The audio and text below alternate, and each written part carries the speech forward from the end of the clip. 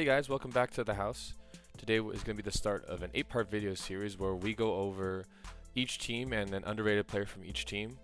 Now these players might just be okay players or great players, but they're all players that just don't get the recognition I believe they deserve. So today we're going to start shedding some light on some of those players, and we're going to start with the NFC West.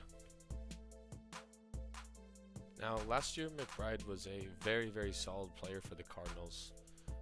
They really tried to give him the ball. He had over 100 targets last season, 81 catches, 825 yards, and he had some really good games against some really good teams. Against Baltimore, he went off for 10 catches, 95 yards, and a touchdown.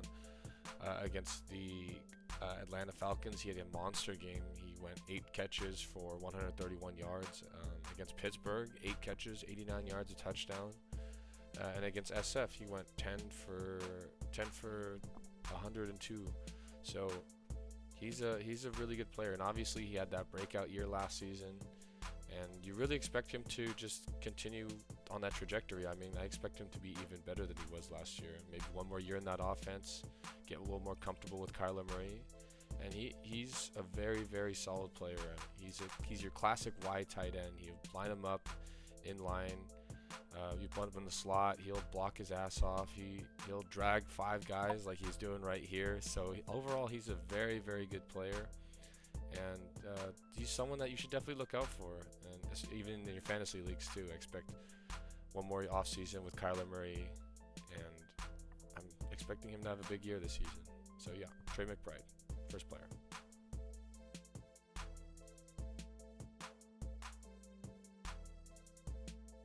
Now, Kevin Dotson's an interesting case because he just got traded last season to the Rams, but man, they really were good when he was with them. I mean, he was traded last season for a 4th round pick and a 5th round pick, and I'm not sure why he got traded because he was really good with the Steelers. I mean, he was good his rookie season, he was good his second year, and then he got benched. The Steelers signed Isaac Salamalu from the Eagles.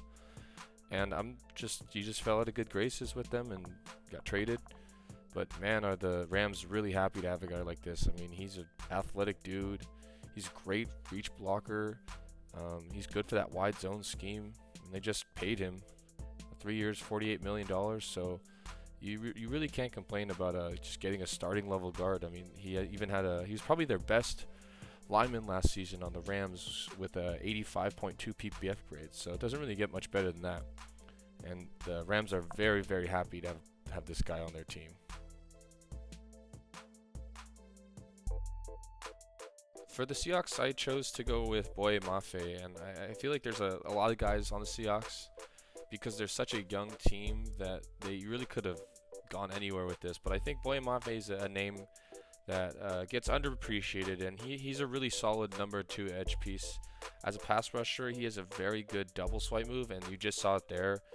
He really needs to develop a counter off that though. But last season he had a 74 grade by PPF, 9 sacks, 52 tackles. So really athletic dude. 2nd round pick out of Minnesota, and he's only in his 3rd year, and I only expect him to get better. So the trajectory is only looking up for him, and I expect him to be possibly a number 1 edge this year.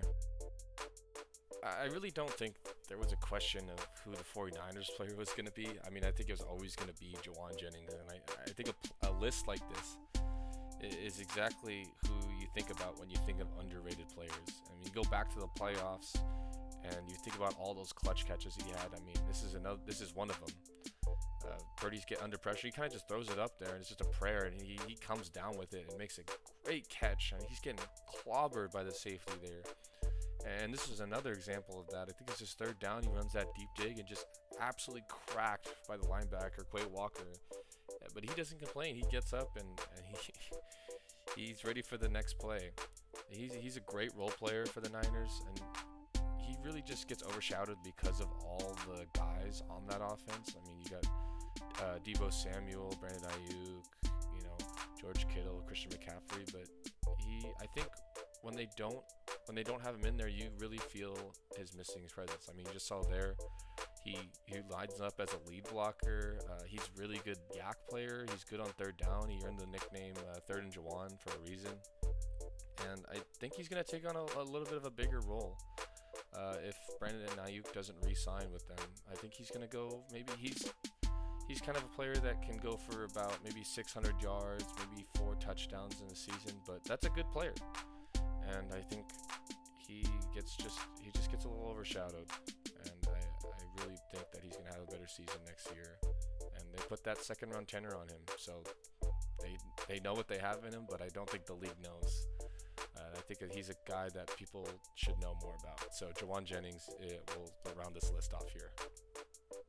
Well, thank you guys for watching. That's going to conclude the NFC West. If you enjoyed the video, please leave a like, subscribe, leave a comment on anything I can improve on.